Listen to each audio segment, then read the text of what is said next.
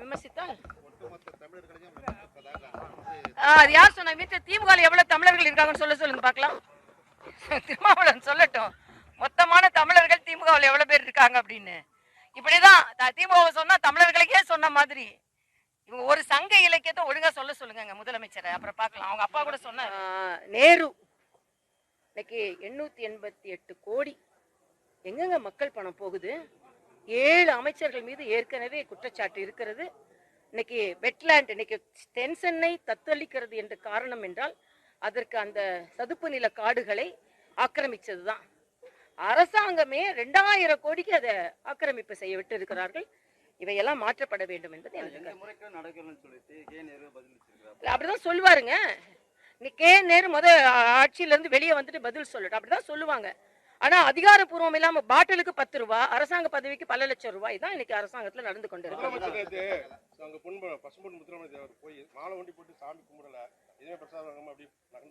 இல்ல, இதைத்தான் நான் சொல்றேன். தேசியமும் தெய்வீகமும் 2 கண்கள்னா நீங்க போனீங்கன்னா அதோட முழுமையான நடைமுறையை பின்பற்றுங்க.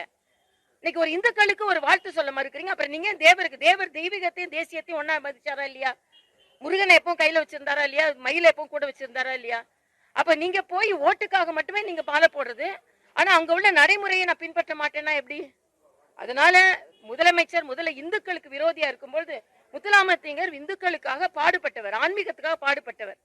அவருக்கு எப்படி இவர் மரியாதை செலுத்த முடியும் என்பதுதான் எனது கேள்வி. அப்படிதான் குற்றம் சாட்டுவாங்க. இல்லைன்னு சொல்லுங்க. செந்தில் பாலாஜி தப்பே பண்ணலையா? இதே செந்தில் பாலாஜி மேலதான் முதலமைச்சர் குற்றம் சாட்டினாரு. இப்ப அவர் வந்த உடனே வாஷிங் மிஷின்ல போட்டு எடுத்துட்டாரா வெளியே? நேரு குற்றம் சாட்டப்பட்டு இருக்கிறார். 8 அமைச்சர்கள் மீது குற்றம் சாட்டப்பட்டு இருக்கிறது. அவங்க வெளியே வரட்டும், கிளீனா வெளியே வரட்டும்.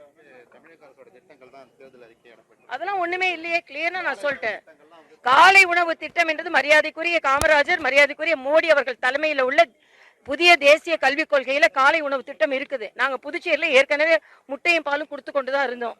நான் கவர்னரா இருக்கும்போது பக்கத்துல ராஜ்பவன் ஸ்கூல்ல பிரேக்ஃபாஸ்ட் கொடுத்துட்டு தான் இருந்தோம். அதனால மக்களுக்கான திட்டங்கள் அப்படிதான். நீங்க தான் காப்பி அடிச்சிட்டு இருக்கீங்க, நாங்க எதையும் காப்பி அடிக்கல.